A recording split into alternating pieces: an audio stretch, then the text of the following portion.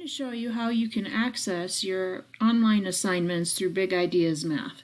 Since this is something that not many of you have utilized up till now, I figure it's a good idea, good time to show you all the different things that will be available to you. Now, I do have the link for Big Ideas Math on our course page.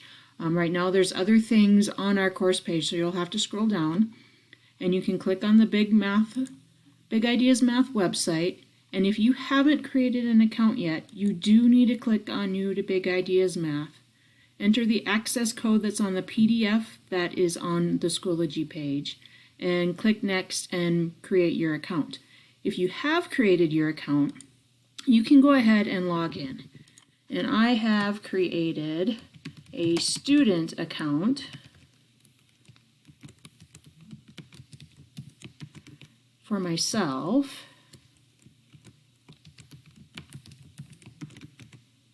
So you can see what it looks like on your side. So this is what it should look like when you go in. This Student Dynamic ebook, if for some reason my videos aren't enough, which is fine, you can always click on Student Dynamic ebook and it'll take you to an online version of our textbook, and you're going to do the Algebra 1 book.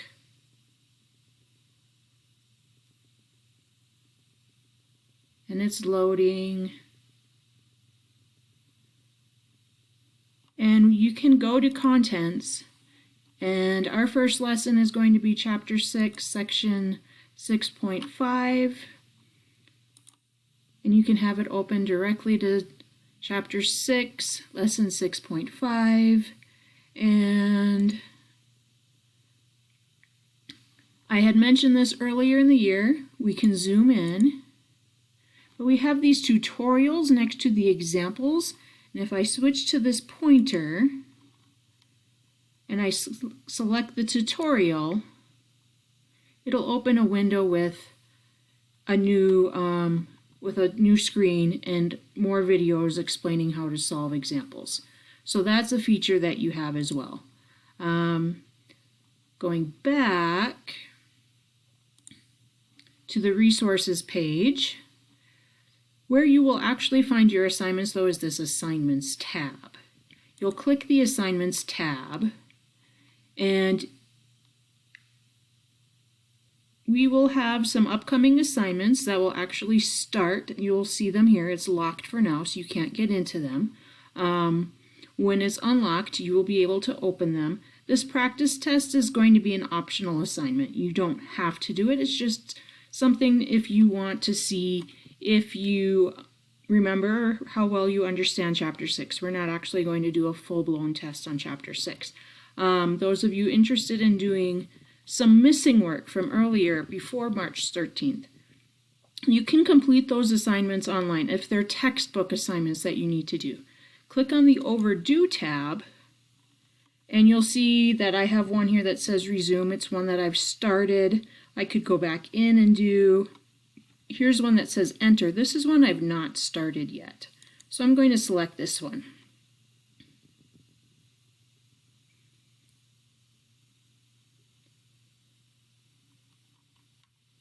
And then I'm going to press Start.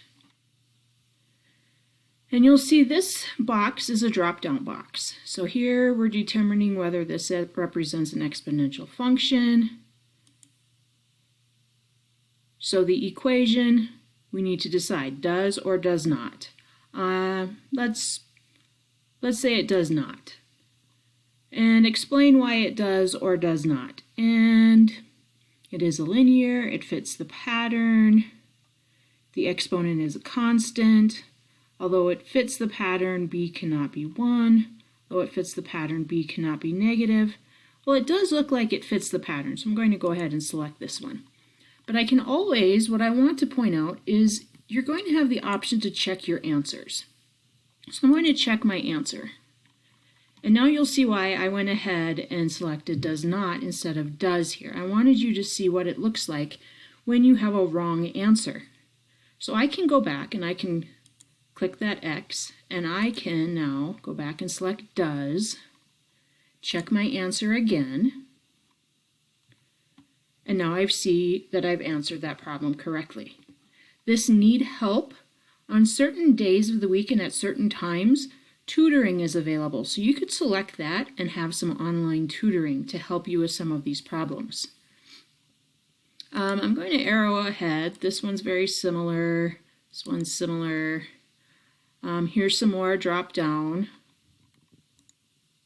Another drop down. This one, evaluate y equals 3 to the x for x equals 2. So many of you would probably, 3 to the second power is just 9. Notice that we do have a box that pops up.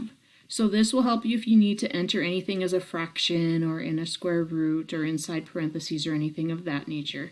You could either use the 9 key on your keyboard or press the 9 in this window.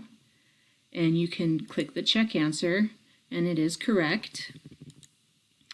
Here we have something that is a little bit more complex, and you'll notice down in the lower right we have calculator. You can press this calculator. If you need to, you can drag it to the side, and you could enter this in your calculator. So we have this negative button, 4, and we do have parentheses, 5, close the parentheses, and this x to the y is what you will use for the exponent, 2. And then press equals. And it says our answer is negative 100. So I'm going to close this calculator. We said the answer was negative 100. And I'm just checking if we have a special negative button on here. Looks like we just used the minus. Possibly. Yep, it's gray there. I can barely see it. And then 100. Check the answer, and we did it correctly. Now, let's say I got distracted or I need to go do something quick. If you go up to your name, and it'll drop down. You can save after every problem, which might not be a bad idea in case the power goes out or something. But let's say you do need to leave for a while. You can press save and exit. That doesn't, and you want to do yes, I'm sure, and that doesn't submit your work. What that means is you can come back to this later, and now this says resume. And you can press resume, and the work you've done will have been saved, and it'll bring you right back to where you were. And those problems that we had skipped, we still need to do. So make sure to, before you submit answers, that you check to make sure you've answered all of your problems. And when you are finished, when you are sure you've done every problem, that's when you're going to want to hit submit. And then you'll have completed your assignment. If you have any questions whatsoever on how to use the Big Ideas website to complete your assignments, please let me know and I will help you out.